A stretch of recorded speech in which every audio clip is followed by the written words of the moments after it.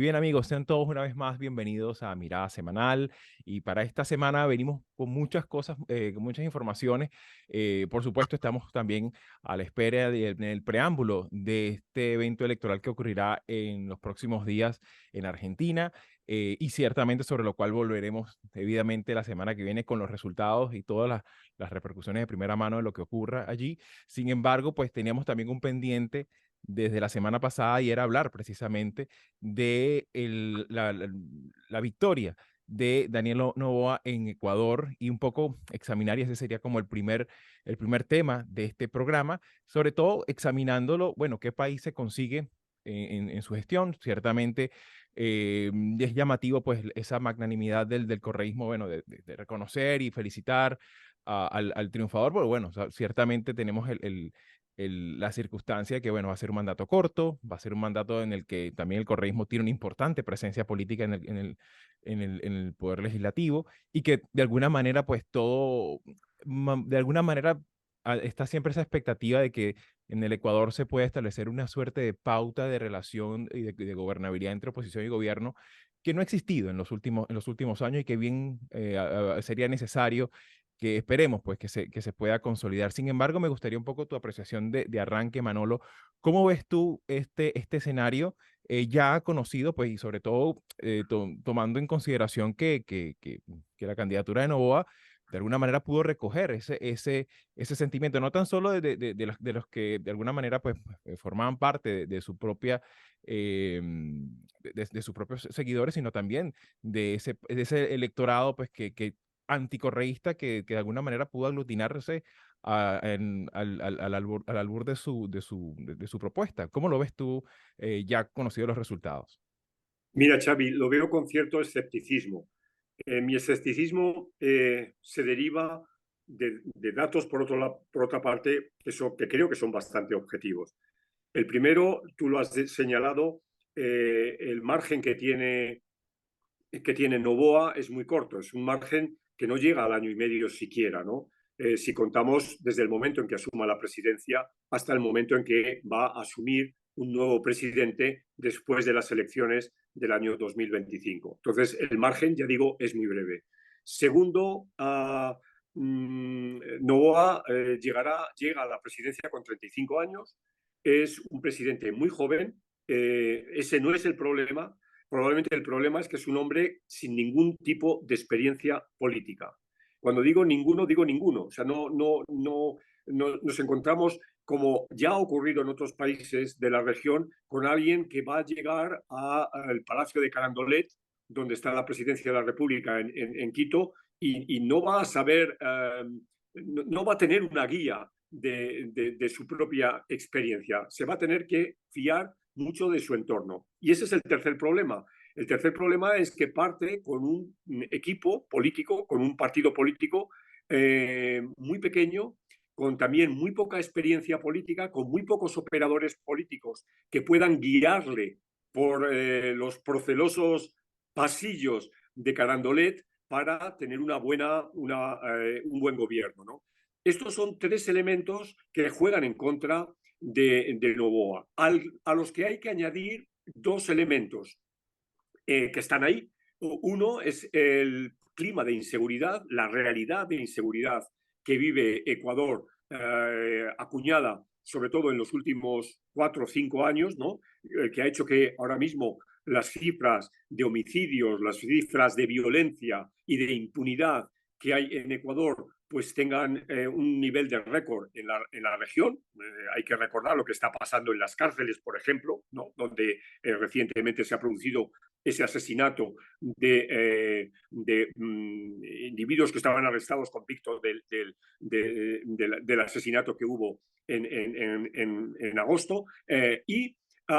Segundo, un clima de deterioro económico bastante notable. Hay un retraimiento de la inversión extranjera y eso supone, entre otras cosas, porque hay desconfianza en este clima de inseguridad, pero también desconfianza en el propio dinamismo de la economía ecuatoriana. Entonces, estos son dos elementos con los que va a tener que lidiar el ya prácticamente ya presidente Noboa en su andadura. Si a estos dos elementos le añadimos los tres primeros que he señalado, pues ya digo, veo el panorama de una manera bastante sombría. La buena noticia puede ser la que tú has dicho, es decir, que tenga un clima de colaboración con el Congreso, con la Asamblea Legislativa. Eso sí que sería una buena noticia porque de alguna manera supondría que el nivel de crispación, el nivel de enfrentamiento en la clase política quitaría grados a la alta temperatura que ha vivido la política ecuatoriana en los últimos tiempos. Esto también puede ser, y me parecería además también normal, una táctica del correísmo, pensar que ya, bueno, esto lo que ha pasado ya está amortizado y hay que pensar en las elecciones de dentro de 18 meses y hay que preparar un clima con un cierto sosiego donde precisamente el fenómeno anticorreísta se vaya de alguna manera eliminando.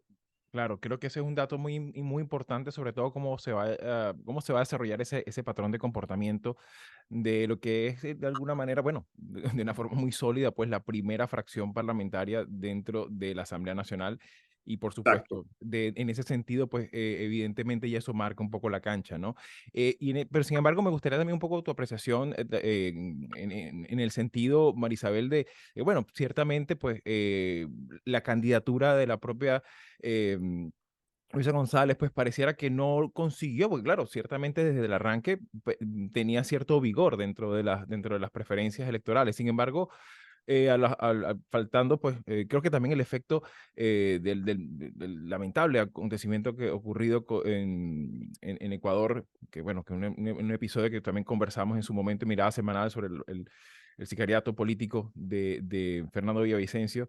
Creo que esto también, de alguna manera, pues tuvo una erosión importante en su propuesta, ¿no? De cara a esta segunda vuelta. Pero me gustaría un poco también tu apreciación. ¿Cómo miras tú estos resultados, considerando pues que de alguna manera el correísmo sigue estando allí, ¿no? Yo coincido con Manolo en que lo va a tener muy difícil, no solamente por lo limitado de su periodo, sino porque las fuerzas que llevaron a Lazo a tener que prácticamente desarticular su gobierno y la asamblea, las fuerzas y las motivaciones de esas fuerzas siguen allí. Entonces, esto no se va a resolver con una elección si no hay cambios desde el punto de vista institucional y de políticas concretas, ¿no? Y ahí es donde yo creo que lo va a tener mucho más difícil, porque, por ejemplo, el desempleo joven, que por cierto los jóvenes fueron quizás la fuerza eh, que le dio a esta candidatura, es lo que uno entiende, ¿no? Le dio a esta candidatura eh, hay un voto de confianza allí, porque el desempleo es parte del tema que agobia a los ecuatorianos y sobre todo a los jóvenes, pero también la inseguridad es parte de esa ecuación. Y lo que quedó claro de los dos candidatos, no solamente de Noboa, es que no hay una propuesta concreta en relación a cómo van a articularse esas políticas para combatir el narcotráfico, la penetración del narcotráfico, por supuesto, su influencia en el clima de inseguridad que hay en el país. Y entonces a eso se le suma la necesidad de generar unas políticas que incentiven el empleo, Claro, sobre todo en y los sobre sectores. todo con el elemento de que, bueno, ya es una violencia que tiene una presencia en la política, en la dinámica Sí, política. Mataron un candidato presidencial. sí. También amenazaron a un montón también de líderes regionales en distintos ámbitos del país. O sea, estamos hablando de que ya esto pasa pues de rojo a castaño oscuro, ¿no? Y que no se, claro, estamos hablando de un gobierno que apenas va a comenzar, pero es que no se ve nada concreto y eso lo han señalado ya varios analistas, no hay unas propuestas concretas. Pero yo tampoco creo que, es decir, coincido en que el correísmo no es que está, no es que se pueda hablar que está derrotado, pero precisamente por esa razón es que quizás va a haber mucha más oposición hacia Noboa, no solamente para evitar que él pueda ganar una elección para un periodo completo, sino para tratar de recuperar el electorado que han perdido. Claro, Entonces, eso se va a ver allí, no solamente desde el punto de vista de la función legislativa, sino, digamos, de la política real. Y yo lo que me temo es que va a tener mucha oposición, no oposición clásica, sino que claro. va a ser mucho más agresivo el antagonismo político. Claro, y en ese sentido, por supuesto, vamos a estar muy atentos en Mirada Semanal de cómo se vayan desarrollando los acontecimientos. Esperemos, por supuesto, como siempre, nosotros tenemos también la expectativa de alguna manera, pues, quisiéramos que de alguna forma, la manera de que la política se lleve, las discrepancias, los acuerdos, se hagan también en un margen mínimamente democrático, donde también existe el respeto que bien falta le hace a la clase política ecuatoriana. Llegaste hasta aquí y te interesan los temas que hemos abordado, puedes ayudarnos a seguir publicando estos fragmentos, dándole like, compartiéndolos, comentando y suscribiéndote al canal. El audio de la entrevista completa lo puedes conseguir en la página latinoamerica21.com/podcast y en las principales plataformas de audio. Subimos videos nuevos todas las semanas, así que nos volveremos a ver muy pronto.